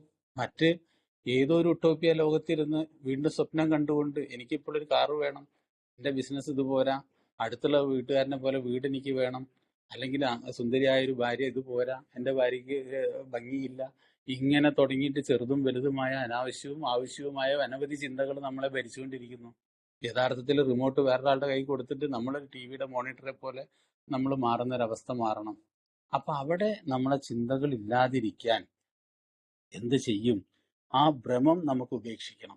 യഥാർത്ഥത്തിൽ നേരത്തെ പറഞ്ഞ പോലെ അപ്പൊ ആനന്ദവും സന്തോഷവും തമ്മിൽ ഇപ്പൊ നമ്മൾ സാധാരണഗതിയിൽ പറയും മനുഷ്യന് 4 അവസ്ഥകളാണ്. നമ്മൾ സമയം ഏതാണ്ടായും തോന്നുന്നു. 4 അവസ്ഥകളെ കുറിച്ച് ഞാൻ എപ്പോഴും ഇങ്ങനെ പറയാറുണ്ട്. 4 അവസ്ഥകൾ എന്ന് പറഞ്ഞാൽ 1 നമുക്ക് സുഖം, 2 സന്തോഷം, 3 ആഹ്ലാദം, 4 ആനന്ദം. സ്റ്റേയിങ് സോബറാണ്, ലിവിങ് സോബറാണ്, എൻജോയ് സോബ്രേറ്റി ആണ്. അതുകൂടാതെ സോബ്രേറ്റി നമ്മൾ സെലിബ്രേറ്റ് ചെയ്യലാണ്. ഇത് ഈ 4 അവസ്ഥകളെ ഏത് ഘട്ടത്തിലുള്ളൂ. ഇപ്പൊ നമ്മൾ ഉപനിഷത്തുകൾ എടുത്താലും ആത്മീയപരമായ കാര്യങ്ങൾ എടുത്താലും വേദങ്ങൾ എടുത്താലും എല്ലാം ഈ 4 വേദങ്ങളും 4 അവസ്ഥകളെ കുറിച്ചാണ് പറയുന്നത് എന്ന് പറഞ്ഞതുപോലെ നമ്മളുടെ സുബോധാവസ്ഥയ്ക്കും ഇത്തരത്തിലുള്ള 4 അവസ്ഥകൾ പറയാറുണ്ട്, പൊതുവിലായിട്ട് പറയാറുണ്ട്. അപ്പം നമ്മൾ ഈ ഒരു കാര്യം, ഈ സന്തോഷവും ആനന്ദവും നമുക്കിത് എങ്ങനെയാണ് അനുഭവിക്കാൻ പറ്റുക? ഇപ്പൊ സന്തോഷം, സുഖം എന്ന് പറയുമ്പം പ്രത്യേകിച്ച് ഇപ്പൊ ഭയങ്കര ചൂടുള്ള കാലഘട്ടത്തിലൂടെ നമ്മൾ കടന്നു പോകുന്നത്. ഈ ഭയങ്കര ചൂടോടുകൂടി നമ്മൾ നിൽക്കുന്ന സമയത്ത് പെട്ടെന്ന് ഒരു AC യിലേക്ക് നമ്മൾ കയറി കഴിഞ്ഞാൽ നമുക്ക് എത്ര വലിയ മാനസിക പിരിമുറുക്കങ്ങൾ ഉണ്ടെങ്കിലും പെട്ടെന്ന് നമ്മളൊന്ന് ഒരു ശാന്തരാവുന്നത്, ഒരു സുഖം അനുഭവിക്കുന്നതായിട്ട് നമ്മൾ കാണാറുണ്ടോ? എന്തൊരു സുഖം ഈശ്വര എന്ന് നമ്മൾ പറയുമ്പം അത് യഥാർത്ഥത്തിലുള്ളൊരു സുഖമാണോ എന്ന് ചോദിച്ചാൽ ഒന്നുമല്ല. അത് താൽക്കാലികമായിട്ടൊരു മായാ ലോകത്ത് നമ്മളെ അങ്ങോട്ട് ബന്ധിപ്പിച്ചിരിക്കുകയാണ്. എന്നിട്ട് നമുക്ക് തോന്നുകയാണ് ഒരു സുഖം. എന്നാൽ അത് വാതിൽ, ആ ഗ്ലാസ് ഡോർ തുറന്ന് പുറത്തേക്കൊന്ന് ഇറങ്ങി നോക്കൂ, വീണ്ടും ചൂട് തന്നെ. അപ്പൊ എവിടെ പോയോ? നരകം. വീണ്ടും ആ അവസ്ഥ തന്നെ വന്നു. നമ്മൾ ആ സുഖം എന്ന് പറഞ്ഞ ആള് വീണ്ടും അസുഖകരമായ അവസ്ഥയിലേക്ക് മാറി. അപ്പൊ യഥാർത്ഥത്തിലുള്ള സുഖമാണെന്ന് വെച്ചാൽ ഒട്ടുമല്ല.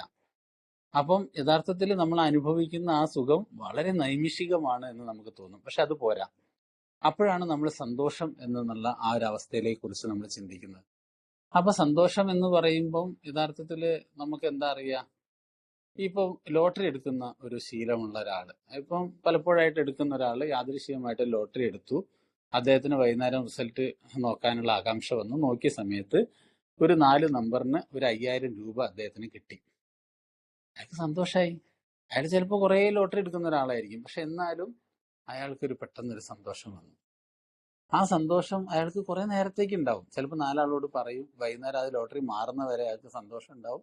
5000 അയാളെ കയ്യിൽ കിട്ടിയ ഒരു മണിക്കൂർ ചിലപ്പോഴൊക്കെ കഴിയുമ്പോഴേക്കും അയാൾ അസ്വസ്ഥനായിട്ടുണ്ടാവും. അല്ലെങ്കിൽ അയാൾക്ക് ഈ 5000 തികയാതെ അയാൾ മറ്റൊരു 5000ത്തിന് വേണ്ടി വീണ്ടും ആവേശത്തോടു കൂടി ലോട്ടറി എടുക്കുന്ന അവസ്ഥയിലേക്ക് അയാൾ മാറിയിട്ടുണ്ടാവും. അല്ല 5000-ന് തന്നെ ചിലപ്പോൾ 2000 ലോട്ടറി എടുത്തിട്ടായിരിക്കും ബാക്കി 3000 വാങ്ങിയിട്ടുണ്ടാവുക. അപ്പം യഥാർത്ഥത്തിൽ ആ സന്തോഷമാണോന്ന് വെച്ചാൽ അത് അല്പം സുഖത്തേക്കാൾ കൂടുതൽ അതൊരു മാനസിക തലത്തിൽ, മറ്റേതൊരു ശാരീരിക തലത്തിലാണെങ്കിൽ ഇതൊരു അല്പം മാനസികമായ തലത്തിലേക്ക് നമ്മളെ കൊണ്ടെത്തിച്ചിട്ടുണ്ടാവും. പക്ഷെ അതും വലിയൊരു സമയമൊന്നും അത് നീണ്ടു നിൽക്കുന്ന ഇല്ല എന്നുള്ളത് നമ്മളുടെ എത്രയോ അനുഭവത്തിൽ നമ്മൾ മനസ്സിലാവും. ഇപ്പൊ ലോട്ടറിയുടെ തന്നെ എടുക്കണം എന്നില്ല, വേറെ അനുഭവങ്ങൾ അവരവരുടെ ജീവിതത്തിൽ എടുത്തു നോക്കിയാൽ മനസ്സിലാവും. പക്ഷെ മൂന്നാമത്തെ ഒരു സുഖം അതാണ് ആഹ്ലാദം. അത് കുറെ കൂടി സസ്റ്റൈനബിൾ ആണ്, അതായത് കുറച്ചുകൂടി നീണ്ടു നിൽക്കുന്നതായിരുന്നു. ഇപ്പൊ ഉദാഹരണം പറഞ്ഞു കഴിഞ്ഞാൽ, ഇപ്പൊ എന്നെ പോലുള്ള ആളുകൾക്ക്, ഇപ്പൊ ഒരു കുട്ടികളൊക്കെ ഇല്ലാത്ത ഒരാള് ജീവിക്കുന്ന ഒരാൾക്ക് അവര് മനസ്സിൽ ആഗ്രഹിച്ചതുപോലെ തന്നെ വർഷങ്ങൾക്ക് 10-15 വർഷത്തിന് ശേഷം ഒരു കുഞ്ഞിക്കാല് കാണാനുള്ള ഭാഗ്യം, അത് ഒരു ആൺകുട്ടി വേണമെന്ന് ആഗ്രഹിച്ചു അവരുടെ കുടുംബത്തിൽ ഒരു ആൺകുട്ടി തന്നെ സുഖപ്രസവത്തിൽ അവർക്ക് കിട്ടിയിട്ടുണ്ടെങ്കിൽ ആ വീട്ടിലുണ്ടാവുന്നത് ഒരു ആഹ്ലാദമാണ്. അത് ആ 2 വ്യക്തികൾ മാത്രമല്ല, ആ കുടുംബം ഒത്തൊരുമിച്ച് ചിലപ്പോൾ അവരുടെ ചുറ്റുപാടുള്ള എല്ലാവരും തന്നെ അതൊരു ആഘോഷമായിട്ട് ആഹ്ലാദത്തോടു കൂടി അത് ആഘോഷിക്കുന്നത് നമ്മൾ കണ്ടിട്ടുണ്ട്. അത് കുട്ടിയുടെ 28-ഉം 56-ഉം 90-ഉം അതിന്റെ പാലുകുടിയും അതിന്റെ ചടങ്ങും ഒക്കെ ആയിട്ട് അത് ഒരുപാട് ദിവസങ്ങളോളം അത് ആഹ്ലാദം നമ്മളുടെ ഇടയിൽ അലതല്ലിക്കൊണ്ടിരിക്കുന്നതാണ്. അപ്പൊ അത് കുറച്ചും കൂടി സൂപ്പർലേറ്റീവ് ആയിട്ടുള്ള ഒരു അനുഭവമായിട്ട് നമ്മളിൽ നിലനിൽക്കും. പക്ഷേ ഇത് മൂന്നും താൽക്കാലികമായിട്ട് നഷ്ടപ്പെടും. അതൊക്കെ കുറച്ച് ദിവസം കഴിയുമ്പം ആ കുട്ടി വലുതായി, ചിലപ്പം ഇപ്പോഴും എത്രയോ ആളുകൾ പറയുന്നത് കേട്ടിട്ടുണ്ട്, കുട്ടി ഉണ്ടാവേണ്ട തന്നെ ഇല്ലായിരുന്നു എന്നുള്ളത്. ഇപ്പൊ എന്റെ സിസ്റ്റർക്ക് 15 വർഷത്തിന് ശേഷമാണ് കുട്ടി ഉണ്ടായത്. ഇപ്പൊ ആ കുട്ടി ഡോക്ടറാണ്, MD ആണ്. പക്ഷെ എന്ത് ചെയ്യാൻ പറ്റും? അവർ രണ്ടുപേരും ഗവൺമെന്റ് എംപ്ലോയി ആയിട്ട് വളരെ നല്ല ഓഫീസർമാരായിട്ട് റിട്ടയർ ചെയ്ത ആളുകളാണ്, എൻ്റെ പെങ്ങളും അളിയനും. പക്ഷെ ഇന്നിപ്പോ അവർക്ക് പല സ്ഥലങ്ങളിലും ഒരുപാട് സമ്പത്തുണ്ട്. പക്ഷെ ആ കുട്ടിക്ക് നടക്കാൻ പറ്റുന്നില്ല. കുട്ടീനെ എടുത്ത് പൊന്തിക്കണേ 2 ആള് വേണം. കുട്ടിയൊന്നും അല്ല, അപ്പൊ ഒരു ഡോക്ടറായി എന്ന് പറഞ്ഞാൽ അവൻ എത്ര പ്രായമായി? അവൻ വീട് നിറച്ച് അവന്റെ വണ്ടികളാണ്, മോട്ടോർ കാറുകളാണ്, അങ്ങോട്ടും ഇങ്ങോട്ടും നീങ്ങാനും ഇരിക്കാനുള്ള ലക്ഷങ്ങൾ വിലയുള്ള കാറുകളും ചെയറുകളൊക്കെയാണ്. ഇപ്പം നിവൃത്തിയില്ല. ഇനിയിപ്പോ എന്താ അവർ പറയുന്നത് വെച്ചാല് ശിഷ്ടകാലം ഈ സ്വത്തുകളൊക്കെ ഏതെങ്കിലും ട്രസ്റ്റിനൊക്കെ എഴുതി കൊടുക്കുക എന്നുള്ളത് ഇനി അവരുടെ മുമ്പിലുള്ള മാർഗങ്ങളുള്ളൂ. അപ്പം ഇന്ന് ഇപ്പൊ അവരാലോചിക്കുന്നത് ഇങ്ങനെ ഒരു മകൻ ഉണ്ടായിരുന്നില്ലെങ്കിൽ എന്നുള്ള ചിന്തകൾ പലപ്പോഴും പുറത്തു പറഞ്ഞിട്ടില്ലെങ്കിൽ അവരുടെ മനസ്സിലൂടെയൊക്കെ തട്ടിക്കളിക്കുന്നുണ്ടാകാം. അപ്പൊ ഞാൻ പറഞ്ഞു വരുന്നത്, ആ ആഹ്ലാദവും നമുക്ക് താൽക്കാലികമാണ്. പക്ഷേ 4ാമത്തെ ഒരു 4th ഡയമെൻഷൻ ഓഫ് എക്സിസ്റ്റൻസ് എന്ന് പറഞ്ഞ നമ്മുടെ ബിഗ് ബുക്കിൽ ഒരു 4ാം മാനത്തെക്കുറിച്ച്, 6ാം ഇന്ദ്രിയത്തെക്കുറിച്ച്, 6th സെൻസിനെ കുറിച്ചൊക്കെ മനോഹരമായിട്ട് പറയുന്നത് വെറുതെ പറയുന്നല്ല. ഞങ്ങൾക്ക് അസാധ്യമാണെന്ന് തോന്നിയ പല കാര്യങ്ങളും ദൈവം ഞങ്ങൾക്ക് വേണ്ടി നടത്തി തരുന്നത് ഒരു ഉൾവിളി എന്ന പോലെ ഞങ്ങൾക്ക് തിരിച്ചറിയുന്നു എന്നുള്ളതാണ്. എയുടെ വാഗ്ദാനങ്ങൾ അവസാനത്തെ വാഗ്ദാനമാണത്. ഇത് 100%. അപ്പം ആ ഒരു അവസ്ഥ നമുക്ക് കൈവരിക്കാൻ കഴിയുമോ? സംശയിക്കുകയേ വേണ്ട. ഇതൊരു അതിര് കടന്ന വാഗ്ദാനമാണെന്നാണോ? അല്ല, ഒരിക്കലും അങ്ങനെയല്ല. ഇത് 100% പ്രാവർത്തികമാകും. എപ്പോഴാണ്? നാം അതിനു വേണ്ടി പ്രവർത്തിച്ചാൽ മാത്രം. Keep coming back, it works, but if you work it എന്ന് നമ്മളോട് പറയും. നിങ്ങൾ അതിനുവേണ്ടി പ്രവർത്തിച്ചാൽ മാത്രമേ ഉള്ളൂ. അപ്പം ഇതെങ്ങനെ സാധിക്കുമെന്ന് ചോദിച്ചാൽ, നേരത്തെ പറഞ്ഞ മാതിരി നമ്മളെ ചിന്തകളെ നമുക്കില്ലാതിരിക്കാൻ ഏത് സ്ഥലത്തും, ഇപ്പൊ ബസ്സിൽ യാത്ര ചെയ്യുമ്പോഴും അവിടെയാണ് 11ാമത്തെ പടിയെക്കുറിച്ച്, പ്രാർത്ഥനാ, ധ്യാനം എന്നിവയിൽ കൂടി നമ്മൾ മനസ്സിലാക്കുന്ന ദൈവവുമായുള്ള സമ്പർക്കം ദൃഢമാക്കുക. കോഴിയാണോ കോഴിമുട്ടയാണോ, ആനയാണോ ആനമുട്ടയാണോ, ആദമാണോ ഔവയാണോ, ഇതൊന്നുമല്ല ഇവിടുത്തെ വിഷയം. ആകെ കുറഞ്ഞ കാലം ഈ ഭൂമിയിലുള്ളൂന്നേ. നമുക്ക് തിരിച്ചു പോകാൻ സമയമായി. നമുക്ക് ഏതാണ്ട് പകുതി മുക്കാലും നമ്മൾ കഴിഞ്ഞു. ഇനി കുറച്ച് സമയത്തിന്റെ ഇടയിൽ നമ്മൾ ഈ 2 കാലിന് മുകളിൽ സർക്കസ് കളിച്ചിട്ട് ആനയും കോഴിമുട്ടേന്റെ വൈത്താലൊക്കെ പോയി കഴിഞ്ഞാൽ പരിപാടി വീണ്ടും അവസാനിച്ചു പോകും. പിന്നെ ഇതാ സിനിമ കണ്ടിട്ട് അവസാനം ദി എൻഡ് എന്ന് പറഞ്ഞ റീല് വരുന്നത് വരെ നമ്മളിങ്ങനെ കാത്തിരിക്കും. അപ്പോഴാണ് നമുക്ക് തോന്നുന്നത്, ഈശ്വര, ആ പടികൾ 11ാം പടിയൊക്കെ ഒന്ന് പ്രാക്ടീസ് ചെയ്യണമല്ലോ. സമയം 68 ഏതാണ്ട് മറ്റേ ജയേട്ടന്റെ കച്ചൻ പറഞ്ഞാൽ സംഗതി വൈകുന്നേരം ഇരുടായി പോയിരുന്നു. ഇപ്പോഴാണ് അതിന്റെയൊക്കെ തോന്നിയിട്ട് ഒരു കാര്യം ഉണ്ടാവില്ല എന്ന് നമ്മളോട് പറയാറുണ്ട്. ബിഗ് ബുക്കിലാണെങ്കിൽ മനോഹരമായിട്ടാണ് പറയുന്നത്, തുടക്കം മുതൽ തന്നെ നിങ്ങൾ ദൃഢമനസ്കരായിരിക്കണം എന്നാണ്. അപ്പൊ അത്തരത്തിലുള്ള ഒരു കാര്യങ്ങൾ നമുക്ക് തീർച്ചയായിട്ടും ചെയ്യണമെന്നുണ്ടെങ്കിൽ അത് നമുക്ക് സാധിക്കും. തീർച്ചയായിട്ടും മറ്റുള്ള ആളുകളെ ഒക്കെ ബന്ധപ്പെട്ടിട്ട്, നമ്മൾ പറയില്ലേ, മനുഷ്യൻ എന്ന് പറയുന്നത് ഒരു സൗരജീവിയാണെന്ന് പറയും. സൗരോർജം, നമ്മൾ ശരിക്കും പറഞ്ഞാല് രാവിലെ സൂര്യൻ ഉദിക്കുന്ന സമയത്ത് നമ്മൾ എഴുന്നേൽക്കുക, അസ്തമിക്കുന്ന സമയത്ത് നമ്മൾ കിടന്നുറങ്ങുക. അതുകൊണ്ടാണ് ഈ നമ്മൾ സൗരജീവിയാണെന്നൊക്കെ നമ്മൾ പറയുന്നത്. പക്ഷെ യഥാർത്ഥത്തിൽ നമ്മളിന്നിപ്പോൾ രാത്രി 12 മണി 1 മണിക്ക് സൂര്യ ഉദിക്കുമ്പോഴാണ് നമ്മൾ കിടന്നുറങ്ങാൻ നമ്മൾ പോവുക, അസ്തമിക്കുമ്പോഴായിരിക്കും നമ്മൾ എഴുന്നേൽക്കുക. അപ്പൊ ഇങ്ങനെയൊക്കെയുള്ള ചില വിപരീതമായ രീതിയിലൊക്കെ നമ്മൾ ജീവിക്കുന്ന ചരിത്രവും നമ്മുടെ അടുത്തുണ്ട്. പക്ഷെ ഏതായാലും ഒരു കാര്യം ഉറപ്പാണ്, നമ്മൾ ഇതിനു വേണ്ടി ശ്രമിക്കുക എന്നുള്ളതാണ്. അപ്പം ഇത്തരത്തിലുള്ള പ്രാർത്ഥന, ധ്യാനം എന്നിവയൊക്കെ ഒരു കോമാളിത്തരമാണോ എന്ന് ചോദിച്ചാൽ ഒരിക്കലും അതങ്ങനെയല്ല. മനസ്സിനെ ശാന്തതപ്പെടുത്താൻ മറ്റു മാർഗങ്ങളൊന്നുമില്ല. സയൻസ് ഒരുപാട് പരാജയപ്പെട്ടതാണ് ഇത്തരം കാര്യങ്ങൾ. ഇന്ന് ലോകം മുഴുവനും പലതരത്തിലുള്ള ഈ ആത്മീയ പരിപാടിയുടെ ഭാഗമായിട്ട് യോഗ, ധ്യാനം, മെഡിറ്റേഷൻ ഒക്കെ വളരെയധികം പ്രബലമായി ഇന്നൊരു കാലഘട്ടത്തിലാണ് നമ്മൾ ജീവിക്കുന്നത്. അപ്പൊ അത് ആൽക്കോളിക് അനോണിമസിന് ഒരിക്കലും അത് അന്യമല്ല. നമ്മുടെ ജീവിതത്തിലും ഈ ആത്മീയതയുടെ കാര്യങ്ങൾക്ക് വളരെ പ്രാധാന്യമുണ്ട്. നമ്മളുടെ മതപരമായ കാര്യങ്ങളുമായി കോർത്തിണക്കിക്കൊണ്ട് അത് നമ്മുടെ ജീവിതത്തിൽ വളരെ ലളിതമായിട്ട് തന്നെ നമുക്കത് പ്രാക്ടീസ് ചെയ്യാവുന്നതാണ്. പക്ഷേ ഒരു കാര്യം നമ്മൾ തീർച്ചപ്പെടുത്തണം, എല്ലാത്തിനോടുമുള്ള ഏറ്റുമുട്ടലുകൾ ഞങ്ങൾ അവസാനിപ്പിച്ചു. ഈവൻ മദ്യത്തിനോട് പോലുമുള്ള ഏറ്റുമുട്ടലുകൾ ഞങ്ങൾ അവസാനിപ്പിച്ചു എന്നുള്ളതാണ്. അപ്പൊ എല്ലാം അവസാനിപ്പിക്കുമ്പോൾ ഉണ്ടാകുന്ന ഒരു ആരംഭത്തിന്റെ തുടക്കം. ഒരുവൻ മരണത്തിലൂടെ നിത്യജീവിതത്തിലേക്ക് ഉയർത്തപ്പെടുന്നു എന്ന് നമ്മുടെ ഫ്രാൻസിസ് അസീസിയുടെ പ്രാർത്ഥനയിൽ പറയുന്നു. അപ്പൊ അതുകൊണ്ട് തന്നെ നമ്മളുടെ എല്ലാവരും തന്നെ ഈ പറഞ്ഞ ആൽക്കഹോളിക് അനോണിമസിൽ നമുക്ക് ലളിതമായ ചില ഉദാഹരണങ്ങളുണ്ട്. നമ്മൾ ഈ പാരമ്പര്യങ്ങൾ കൊണ്ടാണല്ലോ നമ്മളൊരു നവാഗതനെ നമ്മൾ സ്വാഗതം ചെയ്യുന്നത്. ഏതെങ്കിലും തരത്തിലുള്ള ഒരു അടിച്ചേൽപ്പിക്കല് നമ്മളെ ലോകത്ത് നമ്മൾ ആരുടെയെങ്കിലും അടുത്ത് കാണിച്ചു കഴിഞ്ഞാൽ അവിടെ സംഭവിക്കുന്ന കാര്യങ്ങൾ എന്താണ്? ഉദാഹരണത്തിന് എയിൽ വന്നിട്ട് നമ്മളൊരു നവാഗതനോട് പറയാം, നിങ്ങൾ നാളെ കൃത്യം 6 മണിക്ക് തന്നെ ഇവിടെ വരണം, നിങ്ങൾ പ്രാർത്ഥിക്കണം, മുട്ടുകേലിൽ നിന്നുകൊണ്ട് നിങ്ങൾ പ്രാർത്ഥിക്കണം, അല്ലെങ്കിൽ നിങ്ങൾ ഇന്നത് വായിച്ച് ഇമ്പോസിഷൻ എഴുതി വരണം. ഒന്നും നടക്കുകയല്ല. ഇത് അവിടെയല്ല. ഇതിന്റെ ആ ഒരു സ്വാതന്ത്ര്യം നമ്മൾ അനുഭവിക്കുമ്പം അത് യഥാർത്ഥ പ്രശാന്തതയിൽ നിന്നാണ് ആ സ്വാതന്ത്ര്യം നമ്മൾ അനുഭവിക്കുന്നത്, അല്ലാതെ മറ്റൊരു തരത്തിലുള്ള സ്വാതന്ത്ര്യമല്ല. ആൽക്കോളിക് അനോണിമസിന്റെ വാഗ്ദാനങ്ങളിൽ നമ്മൾ വിവരിക്കുമ്പം പുതിയൊരു സന്തോഷവും സ്വാതന്ത്ര്യവും നാം അനുഭവിക്കാൻ പോവുകയാണ് എന്ന് പറയുന്നത് യഥാർത്ഥത്തിൽ ഈ ഒരു പ്രശാന്ത 9ാമത്തെ പടി കഴിഞ്ഞിട്ടാണ് ഈ വാഗ്ദാനങ്ങൾ പറയുന്നതും കൂടി നമ്മൾ ആലോചിക്കണം. എല്ലാത്തിനെയും അങ്ങനെ വേണം കാണാൻ. അപ്പൊ അതുകൊണ്ട് തന്നെ ഈ പാരമ്പര്യങ്ങൾ നമുക്ക് നൽകുന്ന വലിയൊരു സ്വാതന്ത്ര്യമുണ്ട്. നിങ്ങൾ ഇവിടെ സ്വന്തം കാലിൽ നിൽക്കുന്നു, ഇങ്ങനെയൊക്കെ നമ്മൾ പറയുമ്പം യഥാർത്ഥത്തിൽ ആരും നമ്മളെ അടിച്ചേൽപ്പിക്കുന്നില്ല.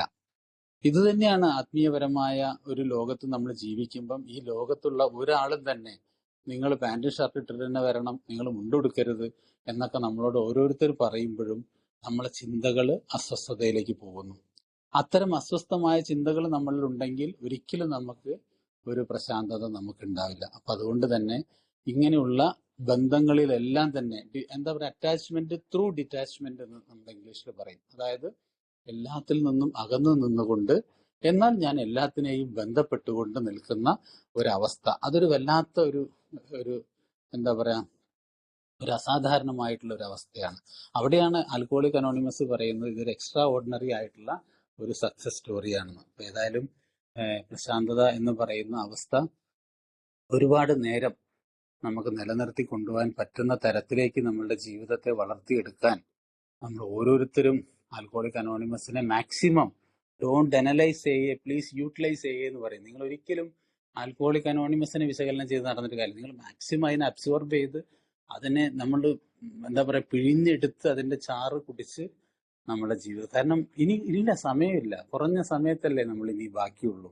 അത് മാക്സിമം നമ്മൾ എൻജോയ് ചെയ്തുകൊണ്ട് സൊബ്രൈറ്റി സെലിബ്രേറ്റ് ചെയ്തു പോകാൻ നമുക്ക് എല്ലാവർക്കും സാധിക്കട്ടെ. എന്തായാലും ഞാൻ എന്ത് പറഞ്ഞു എന്നുള്ളതൊക്കെ രണ്ടാമത്തെ വിഷയമാണ്. ഇതിന്റെയൊക്കെ കാരണം റോഷന് നിങ്ങൾ പറഞ്ഞാൽ മതി. കാരണം ഞാനിപ്പോ ഇന്ന് കുറച്ച് ദിവസമായിട്ട് കയറിയിട്ടില്ലാന്ന് തോന്നുന്നു. അപ്പൊ അങ്ങനെ കൂടി ആയിട്ടാണെന്ന് വെണ്ണേശ്വറിൽ കയറിയത്. എന്തായാലും ഇതുകൊണ്ടുണ്ടായ ഗുണം എന്താന്ന് വെച്ചാൽ കുറെ കാര്യങ്ങളെ കുറിച്ച് ഞാനൊന്ന് ആലോചിച്ചു, അതൊക്കെ പങ്കുവെക്കാൻ പറ്റി. ഇതിന്റെയൊക്കെ അടിസ്ഥാനത്തിൽ കുറച്ചൊരു പ്രശാന്തത ഞാൻ എൻ്റെ ജീവിതത്തിൽ അനുഭവിക്കുന്നുണ്ട്.